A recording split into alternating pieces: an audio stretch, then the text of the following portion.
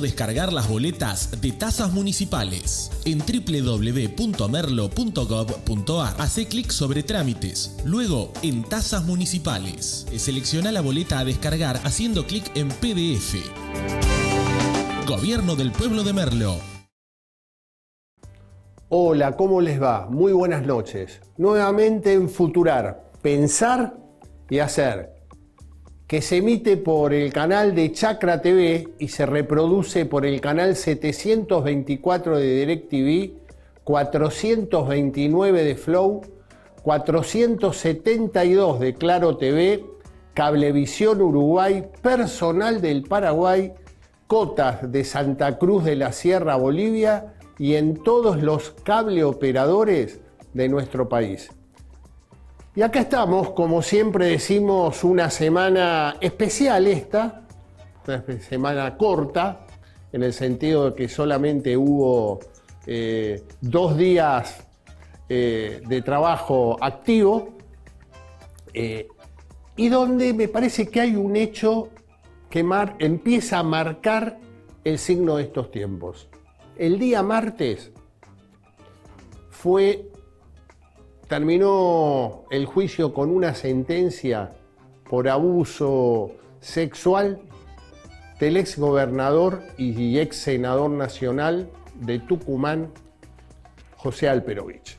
Fue condenado a 16 años de prisión y se vio en vivo y en directo ese martes cuando el juez dijo de acá a la cárcel. Indudablemente un hecho que lo marco porque normalmente lo que siempre se dice es los poderosos siempre salen indemnes. Bueno, acá hubo un cambio. Indudablemente Argentina está viviendo una situación muy especial de hechos que se están produciendo que eran impensados hace años atrás. Y otro dato, no hubo todavía ninguna connotación pública del Partido Justicialista.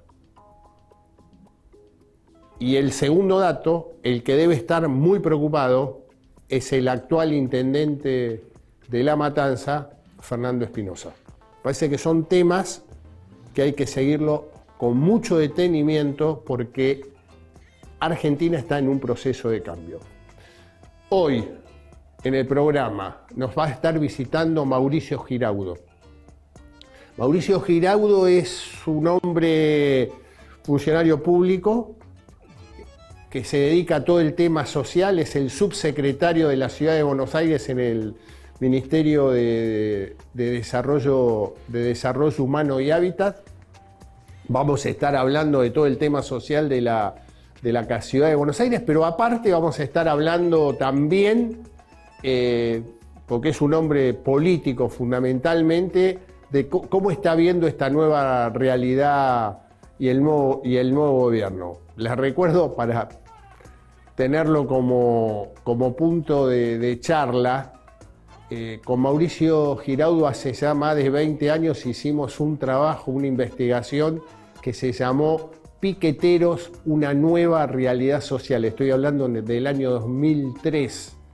Lo hicimos, digamos, a pedido de la Fundación Konrad Adenauer y de la Asociación de Estudios Populares. Desde esa época me una gran amistad con Mauricio. Para mí hoy es un honor tenerlos en el programa. Pero bueno, hacemos una breve barrida y ya estamos con la nota editorial.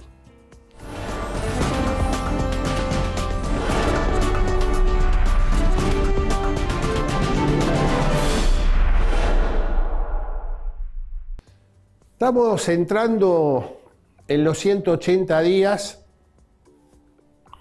del nacimiento del nuevo gobierno. E indudablemente hubo un protagonista central en toda esta historia, que fue la sociedad argentina. Y creo que lo quiero destacar porque estamos pasando todos, de los distintos sectores socioeconómicos y etarios, de alguna manera u otra, a todos se nos modificó la calidad de vida. Y 6 de cada 10 argentinos están manifestando que el sentimiento que está dominando es la esperanza. Es decir, una sociedad que está apostando fuertemente al cambio, una sociedad que ve que tiene problemas en el día a día, en lo cotidiano, pero dice, sigamos dándole el apoyo a este gobierno. Por eso lo rescato como el protagonista central de un esfuerzo que se está haciendo y donde la sociedad está apoyando a un cambio. Y con especificidades de 40 años para abajo. Es donde mayor apoyo se le está dando al nuevo gobierno, que lo mira con expectativas, que no regala nada, y en el cual el gobierno tiene que empezar a estar a la altura de ese apoyo muy fuerte que está dando grandes sectores de la sociedad. Un gobierno que logró bajar el déficit fiscal muy fuertemente, en eso fue muy consecuente desde el día 1,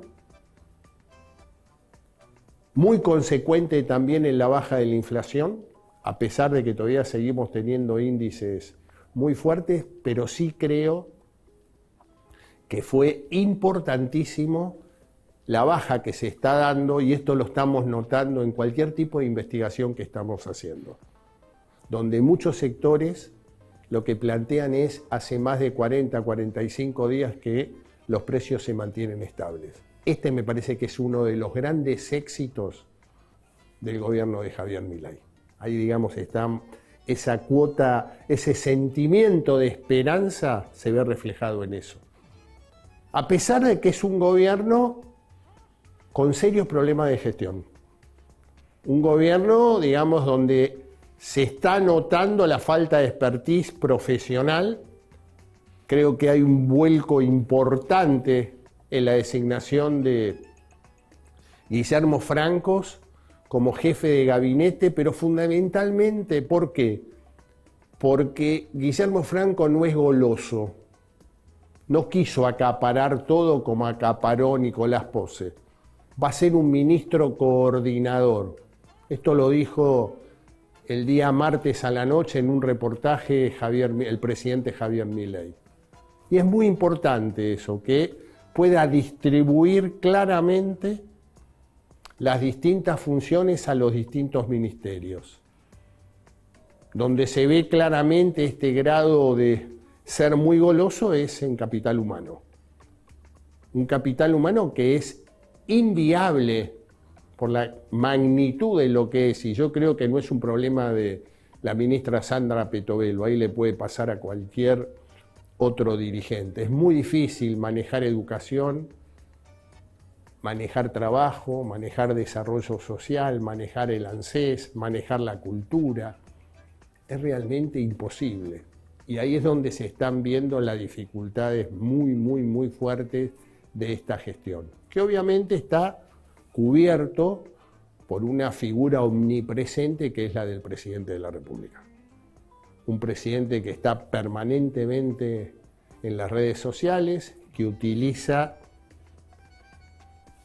los medios de comunicación, pero solamente con periodistas amigos o con periodistas que tiene muy buena relación personal. Me parece que una nueva etapa sería necesario un presidente también que hable con otros periodistas.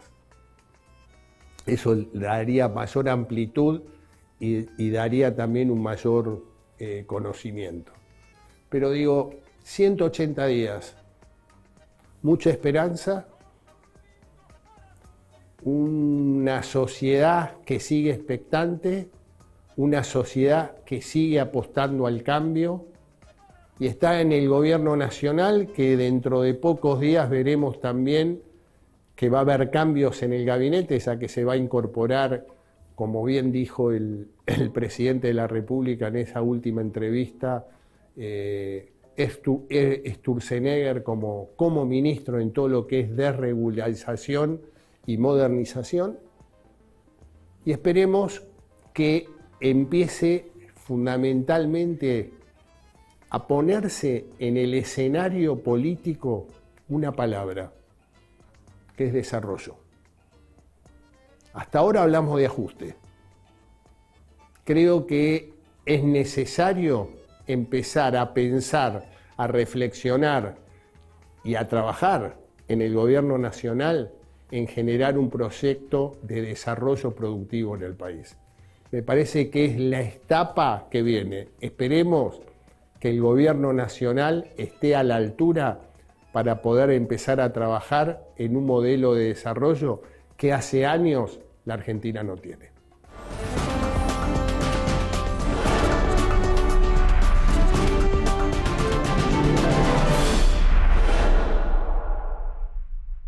Bueno, ya lo tenemos en nuestros estudios, es el licenciado Mauricio Giraudo y en la voz de Karina Rodríguez lo presentamos en sociedad.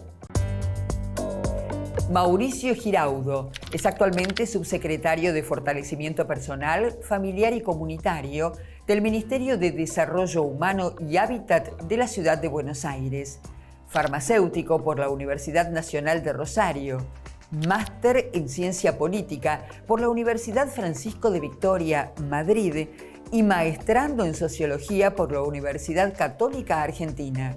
Ocupó distintos roles en el ámbito de la gestión municipal, provincial y nacional a lo largo de más de 25 años de trayectoria en la función pública. Fue profesor, ayudante y capacitador en la Facultad de Ciencias Económicas de la UBA, en el Instituto Nacional Demócrata de los Estados Unidos, en el Instituto Gestar del Partido Justicialista y en la Asociación Civil de Estudios Populares. Breve corte y ya estamos conversando con nuestro invitado.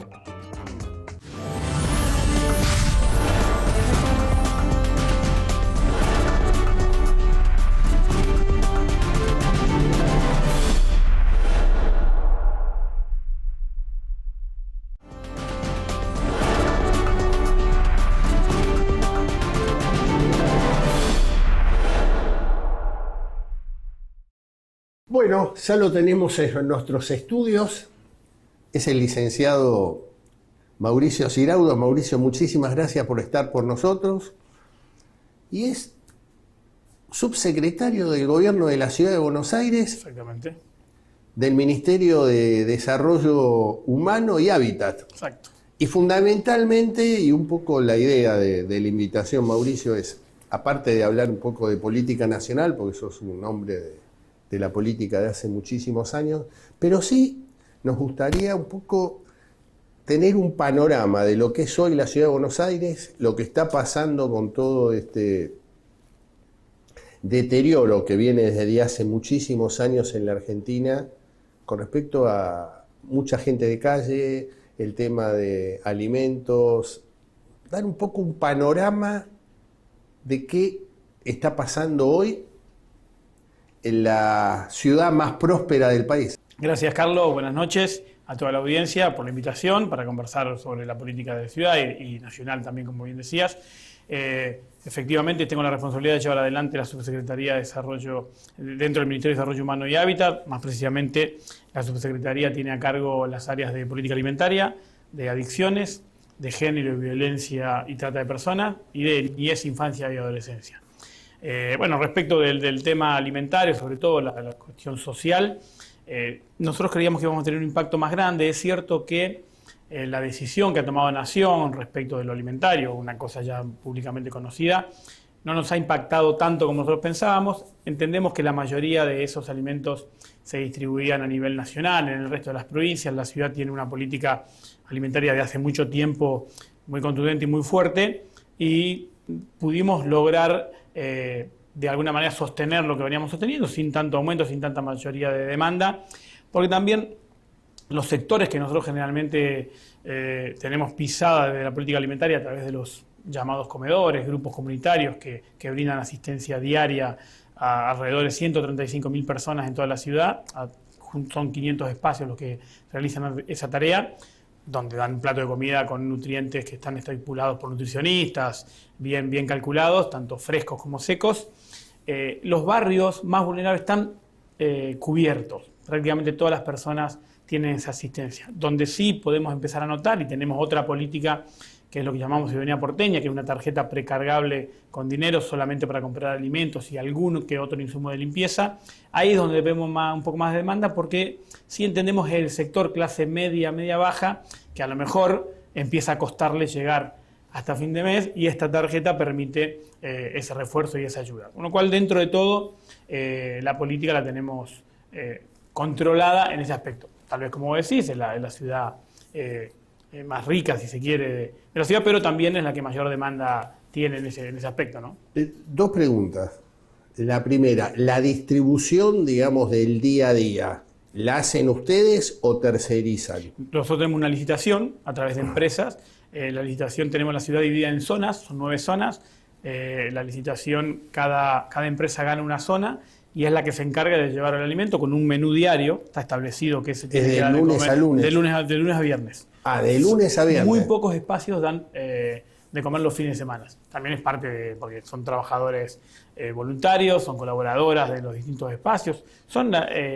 Esto surgió hace mucho tiempo con las pequeñas mujeres que empezaron a dar de comer un plato de comida a los chiquitos que tenían frente a su manzana, a su calle en el barrio. Después ya vinieron los papás y se fue armando un esquema de lo que llamaron los grupos comunitarios. Después en 2008 sacó una ley el gobierno de la ciudad y a través de esa ley está establecido ya mucho más formalizado el sistema. Entonces, como te decía, la empresa que ganó la licitación lleva los nutrientes a granel ese día, el cajón de pollo, la carne, las verduras, las frutas, los lácteos, lo que se necesite, y un grupo de colaboradoras de ese espacio prepara los alimentos y entrega los.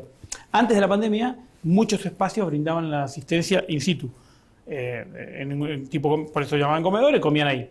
La pandemia impuso, por lógica, cuestión de no juntarse, el tupper. Entonces, cada una de las personas se llevaba las raciones para su familia y eso quedó instalado. Después de la pandemia, ya la familia come en su casa, que nosotros también preferimos que coma en su casa, en la mesa familiar. Entonces van los titulares de esas familias a retirar en un tupper, en una fuente que ellos tienen, la cantidad de raciones de su familia. Están inscriptos, cada uno con su DNI, con sus nombres, si tiene chicos, si no tiene chicos, si tiene una familia ampliada porque tiene algún tío, algún abuelo. Eso está todo normado y se lleva la cantidad de comida para ellos. Y eso funciona todos los días, de lunes a viernes, algunos muy pocos los fines de semana. ¿Y para el fin de semana dejan preparado tupper? O... No.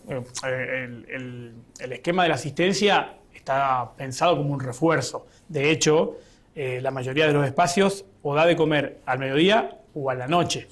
No es que tiene las 4 comidas, solo algunos espacios donde tenemos asistencia alimentaria, pero que trabajan en otra temática, como puede ser, por ejemplo, el tema de los centros barriales, que trabajan con chicos que tienen algún problema de consumo. Los curas villeros tienen un trabajo muy fuerte en eso. Ahí sí, porque también algunos chicos están todo el día y algunos duermen, ahí sí se dan las 4 comidas. En la mayoría de los espacios es una u otra, o al mediodía o a la noche. Puede haber familias que necesiten un refuerzo más grande y a lo mejor van a un espacio al mediodía y van a otro a la noche. Nosotros permitimos también esa doble situación. ¿Y eso lo tienen ustedes perfectamente auditado? Sí, auditado porque, bueno, ya te digo, todos los días va un camión. Nosotros tenemos los listados de las personas que asisten a esos comedores y regularmente hacemos supervisiones para que se respete el menú, porque además para garantizar los nutrientes necesitamos que si hoy hay que comer milanesa con ensalada de tomate y lechuga, se dé milanesa, ensalada de tomate y lechuga. Si mañana hay ravioles con tuco, es ravioles con tuco. Cada día tienen que comer y se le da el alimento para eso.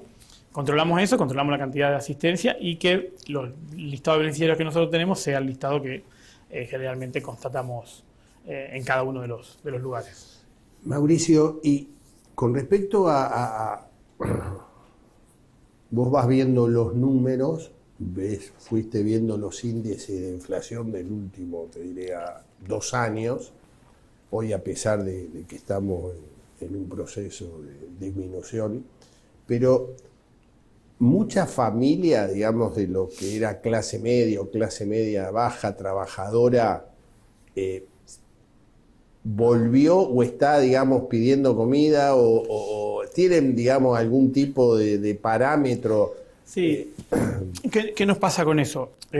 Como te decía antes, la gran mayoría de las familias que tienen dificultades hace mucho tiempo para llegar a cubrir todo el mes los alimentos, ya comen en los comedores. El sector que de a poco fue cayendo en los últimos años, le cuesta más ir a comer a un comedor y a pedir comida a un comedor. A nosotros nos empezó a pasar hace un par de años en algunos barrios, a lo mejor en Constitución, en Barracas, en Pompeya, que algunas familias se acercaban al espacio, pero a pedir si no tenía un paquete de fideos, si no tenía una botella de aceite, porque le estaba costando llegar. Entonces ahí nos dimos cuenta que esa familia no iba a buscar el plato de comida o la comida ya preparada, sino un pequeño refuerzo. Y nosotros empezamos a difundir un poco más Ciudadanía Porteña, que es esta tarjeta, porque esa familia sí, tal vez con el impulso de una, que no es mucho también, es una ayuda, pueden ser, depende del grupo familiar, entre 50.000 y 200.000 pesos, pero a lo mejor con ese empujoncito, con esa tarjeta, se compra sola el paquete de fideo, el paquete de arroz, la botella del aceite, el pollo, y cubre la necesidad alimentaria que tiene.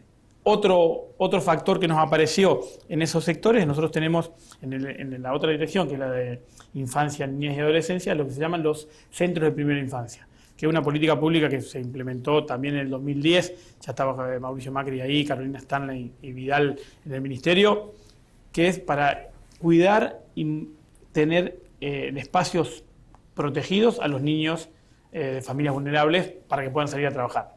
Digamos, es tipo un jardín donde se estimula mucho el juego, donde se hacen cuestiones psicopedagógicas para los chicos de los 0,45 a 3 años, que hoy justamente se está estudiando y se está valorizando muchísimo cómo se desarrolla el cerebro de los chicos en esa edad. Ahí tenemos muchos chicos que quedan en cuidado. Bueno, ahí también tuvimos un poco mayor demanda, porque aquella familia que pagaba un jardincito, a lo mejor privado, hoy no lo puede hacer. No llega, entonces nos viene a los lugares nuestros, que también lo tenemos por índice de vulnerabilidad, para que puedan acceder a esos espacios que son gratuitos. Son de cuidados de niños para que la familia pueda trabajar. Y la pregunta que me cae de madura es, viendo los conflictos en los gobiernos nacionales con respecto a que aparecieron sin auditorías miles y miles de lugares truchos, o sea, todo esto que está hoy marcando agenda en la conflictividad social que se ve claramente en el Ministerio Nacional. ¿Ustedes eso lo tienen bien, digamos, ordenado? O sea, no hay, digamos, exceso. Por ejemplo, el tema de la tarjeta alimentaria. Me imagino que esto viene increciendo porque o sea, hay miles de... Mira, yo días pasados leí un informe del Observatorio Social de la UCA, que dirige el doctor Agustín Salvia, donde él planteaba hoy 3 tercios, ¿no? O sea, un tercio que está, digamos, sin ningún tipo de inconveniente, que decía Salvia, hasta proyecta futuro, un tercio que está fuera de combate, digamos, pero que hay un tercio que está agarrado de un palo para no caerse, ¿no? Y que si se cae sabe, ese tercio, estoy hablando, que indudablemente empieza a haber una caída, me imagino que debe estar, porque para darle respuestas cada vez más fuertes, ¿no? O sea, ese es justo el tercio que hablábamos recién.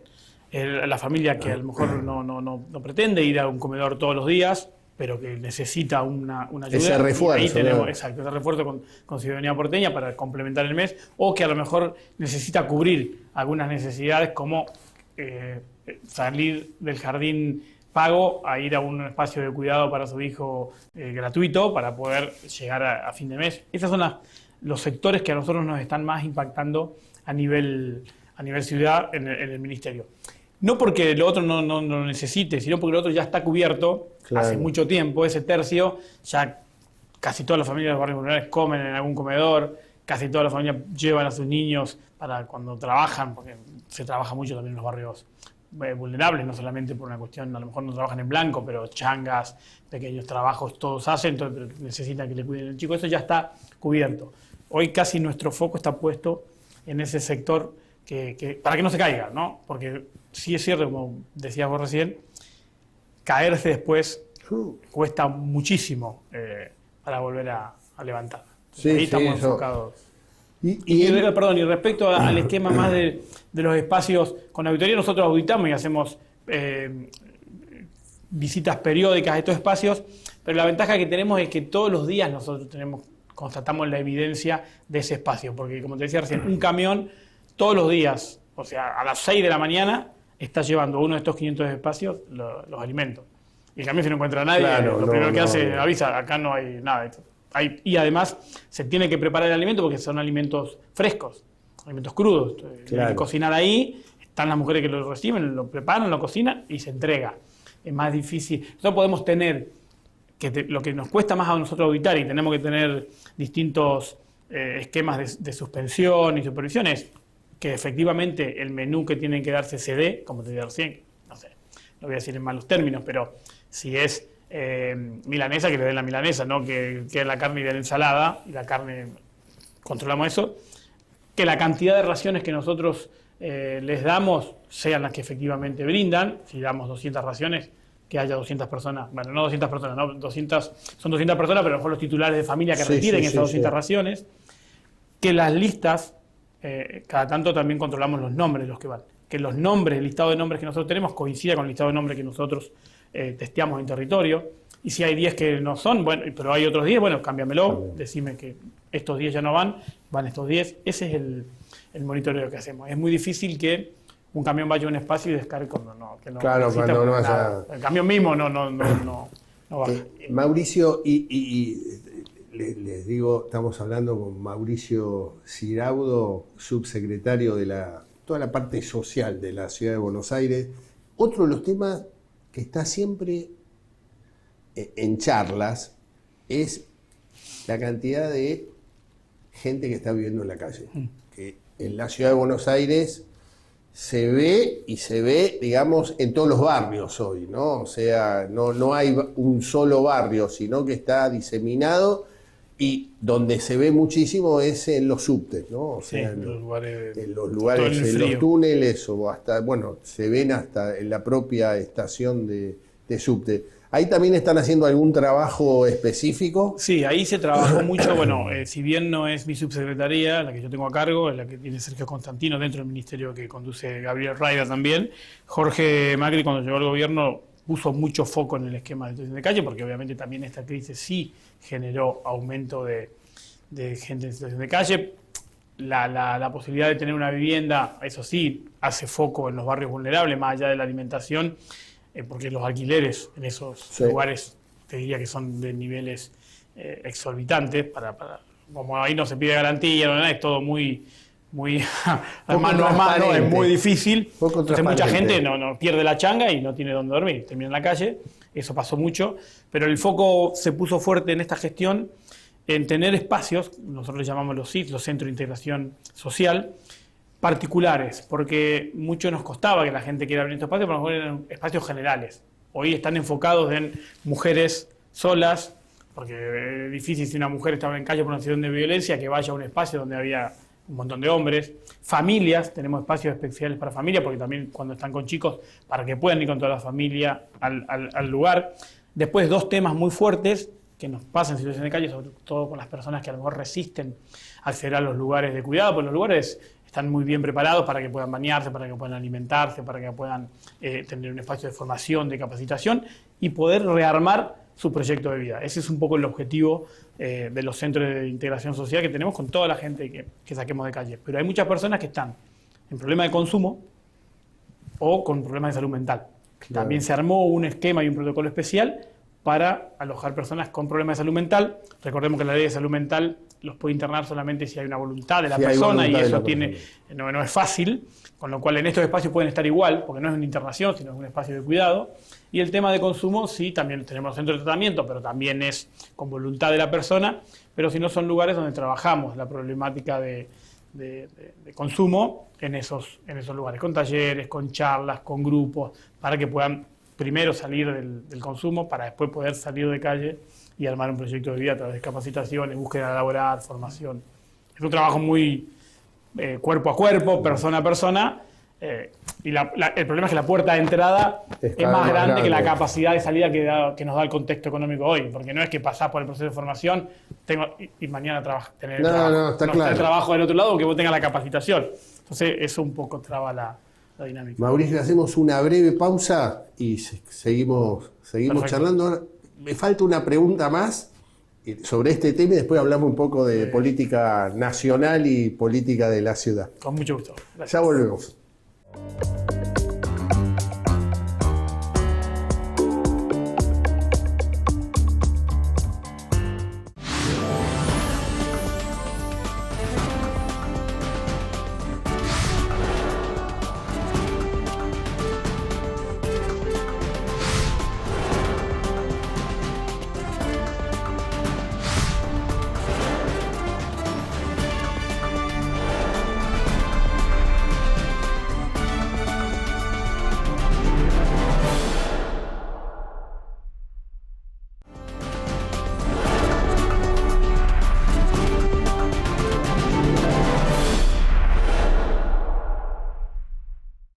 Bueno, continuamos conversando con Mauricio Giraudo. Mauri, la última de esta, digamos, primera parte de toda la conflictividad social que estamos viviendo, ¿qué cantidad de ciudadanos, compatriotas están en situación de calle? Personas en situación de calle, es decir, que no tienen una vivienda y que nosotros tenemos o alojadas en los CIS nuestros, como decíamos recién, o en la calle propiamente dicho, hay alrededor de 3.200, 3.300 personas. Eso va rotando diariamente. Va mutando, va cambiando.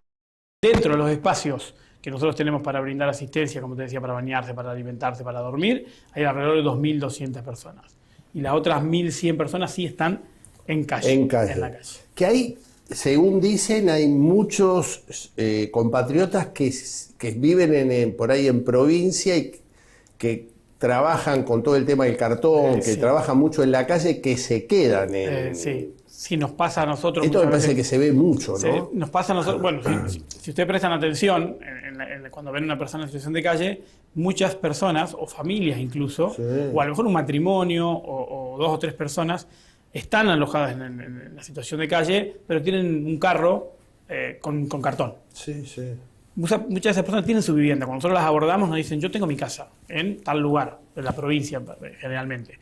Estoy acá trabajando. Vengo de lunes a viernes, no puedo ir y venir todos los días con mi carro. Vengo el lunes, junto cartón, el viernes lo vendo y después me voy el fin de semana a mi casa. Entonces yo necesito un lugar para dormir. Duermo acá porque estoy trabajando y es cierto que sí, no se pueden llevar todo eso y los cartones a los paradores, porque ahí ya no tenemos esa capacidad para abordarlo. Pero también se van a dar cuenta que hay personas con esa característica. Si ustedes ven que esa persona tiene un carro y está juntando cartones, seguramente es que está ahí realizando su trabajo y el fin de semana es muy probable que si van el fin de semana no esté, porque se vuelve a su casa.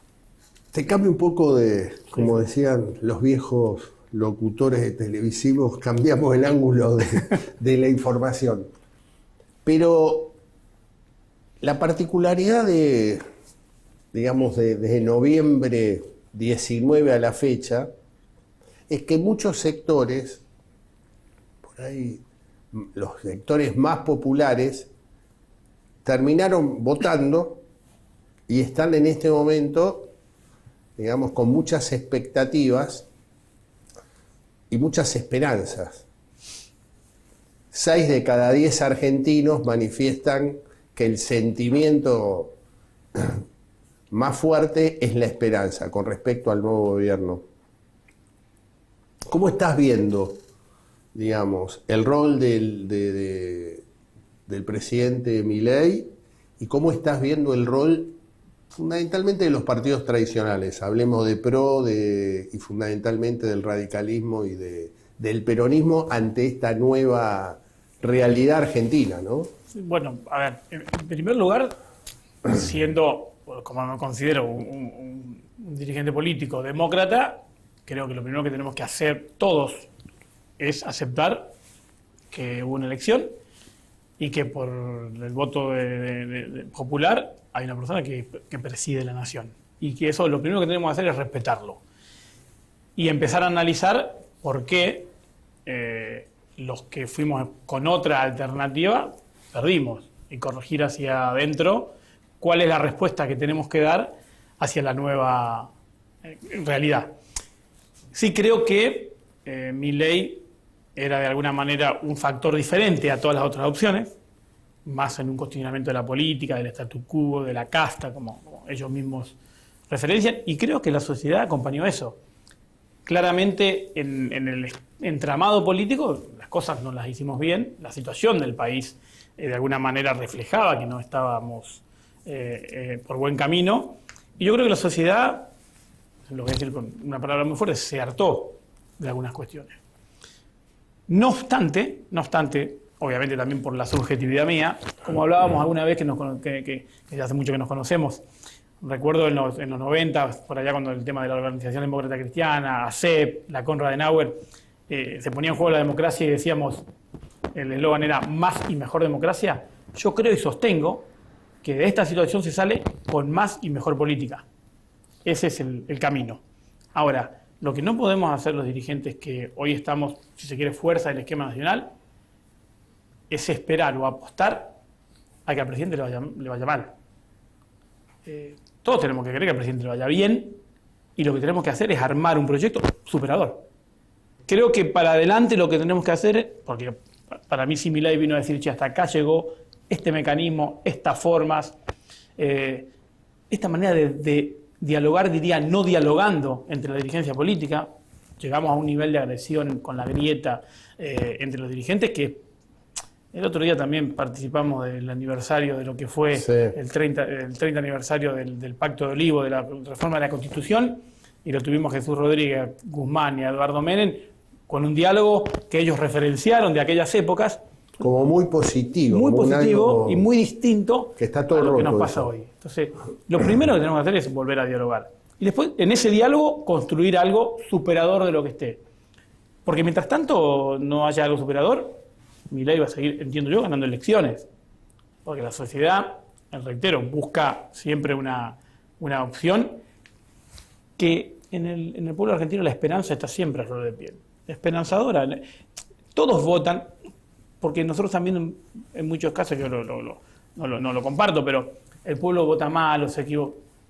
Nunca nos equivocamos cuando votamos. Lo que se equivocan son los dirigentes que elegimos por alguna razón, porque toda la persona vota esperanzada, no vota para que hagan las cosas mal. Todos votan esperanzados en que la cosa va a mejorar. Después, si las cosas salen mal, bueno, hubo errores de la política y sí, de la gestión. Entonces, nosotros tenemos que volver a generar opciones, y lo digo de todos los partidos, digo, pensando más en dividiendo a Milei por un lado y al resto por el otro. Todo el resto tiene que armar alternativas que vuelvan a dar esperanza a las personas a la hora de ir a votar. Sí, yo no sé si coincidís conmigo. Yo lo que vengo viendo es como que a la política le cuesta pararse y aceptar el cambio. O sea, aceptar que hubo un proceso muy fuerte de la sociedad, que yo creo que está bien la palabra, se hartó y dijo basta, hasta acá, ha puesto algo que no sé qué es, porque la verdad es no sé qué es. Yo te decía fuera de cámara, veo mucho realismo mágico, mucho en los estudios quali que venimos haciendo es, y si este hombre le emboca, o sea, estamos pidiendo lo mínimo. ¿Cómo, de qué manera, no, sé que es difícil, pero al menos reflexionarlo, ¿cómo ves a esa dirigencia política derrotada, si está con capacidad o se anima a empezar a decir, che, empecemos a ver otra cosa? Sí, lo veo y nos veo, digamos, porque me hago cargo, con preocupación. Porque tenemos que como que dar dos pasos. Y el primer paso que veo que cuesta más es entender esto o comprender que algo se terminó. Hasta acá llegamos, algo se terminó, tiene que venir algo nuevo, no sé qué. Yo hoy me animé a dar ese primer paso y digo, no es más como era antes. ¿Qué quiero decir con esto? Todo el que quiera ser no puede pretenderse el nuevo de lo viejo. Porque lo viejo es lo que ya no funciona. No tiene más que ver ni siquiera con personas o con imágenes gastadas. No tiene que ver con este dirigente ya afuera. No. La metodología, el sistema, la forma en que nos construimos la política hasta Milei se terminó. Entonces, El que viene tiene que animarse a ser en un futuro el viejo de lo nuevo. Aquel que hace, dentro de 30 años, aquel que hace 30 años empezó, después de Milei, con esta nueva forma de relacionar la política con la sociedad, porque yo creo que lo que se rompió es eso. La relación de la política con la sociedad está rota.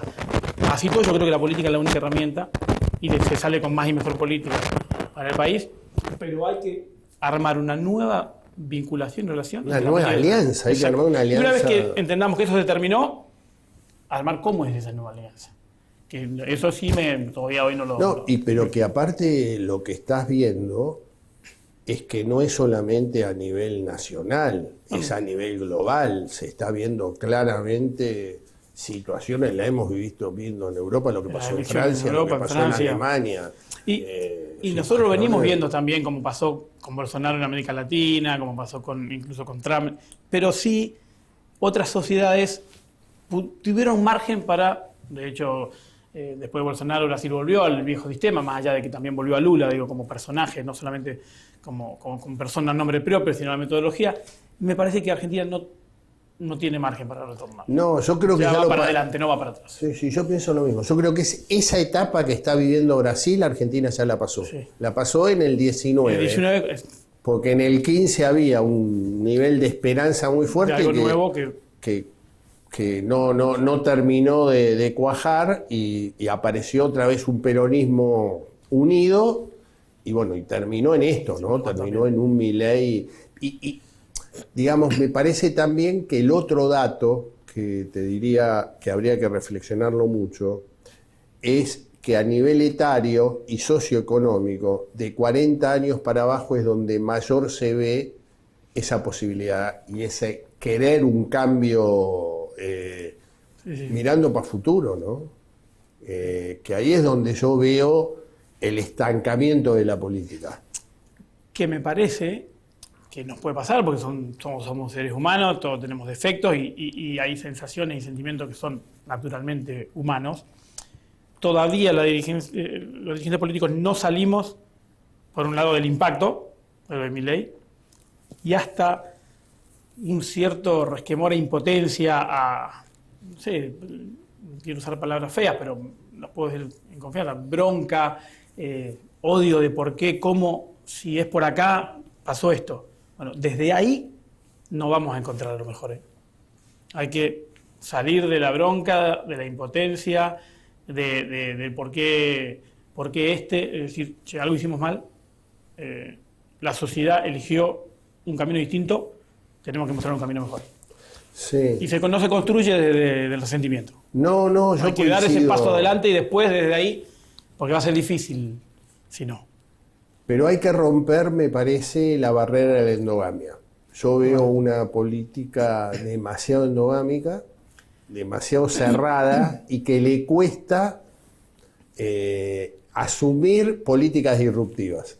Bueno, eso por un lado, y otra cosa pero que no pasa ahora, sino pasaba antes, y creo que también es una de las grandes culpables de lo que nos pasó, es la política en el último tiempo se habló a sí misma todo el tiempo. Lo de las redes sociales, que es una herramienta fenomenal para la comunicación, en algún momento nosotros empezamos a hablarnos entre nosotros. Comunicamos cosas para que la vea el otro dirigente, incluso internamente. Y no para lo que la sociedad estaba teniendo unos problemas por acá y nosotros hablábamos como de nuestras cosas acá. Y eso nos alejó cada vez más.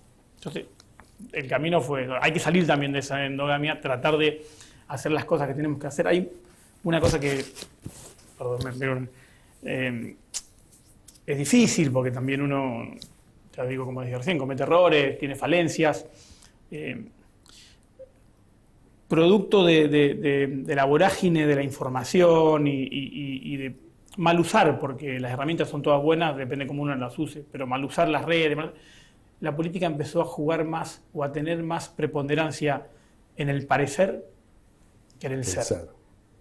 Y siempre hay que parecer, pero algo hay que ser, porque si no, esto se cae enseguida. Entonces, cuando uno intenta, y está bien que hay que publicar las cuestiones de gobierno, porque es una obligación constitucional, pero nos pasamos de rosca.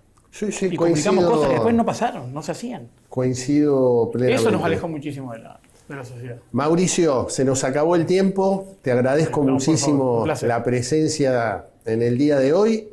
Voy a hacer el cierre del programa. Perfecto. Permiso.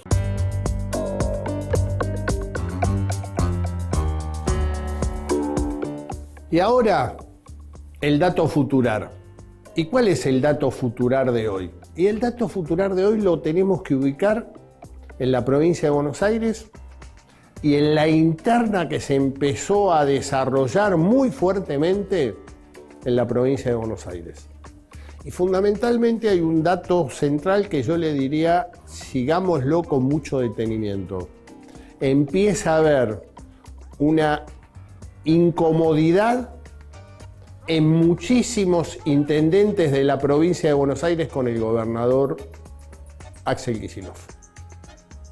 O sea, el hecho de empezar sectores muy afines al gobernador de la provincia, referenciados en dos personas, su ministro coordinador, Carly Bianco, y el intendente de la ciudad de Avellaneda, Jorge Ferraresi, ambos trabajando ya muy fuertemente en el proyecto nacional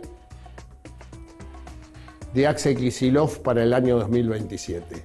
Esto empezó a generar muchísimo ruido político, en especial con sectores liderados por el hijo de la expresidenta y vicepresidenta de la República, estoy hablando de Máximo Kirchner, y muchos intendentes aliados hoy a la Cámpora que empiezan a notar que en sus territorios empieza a haber movimientos políticos para la construcción del proyecto nacional del gobernador de la provincia de Buenos Aires. Creo que este es un tema vital, es un año electoral interno en el justicialismo, ya que el 17 de noviembre del año 2024 va a haber elecciones internas tanto en el justicialismo nacional como en el justicialismo provincial.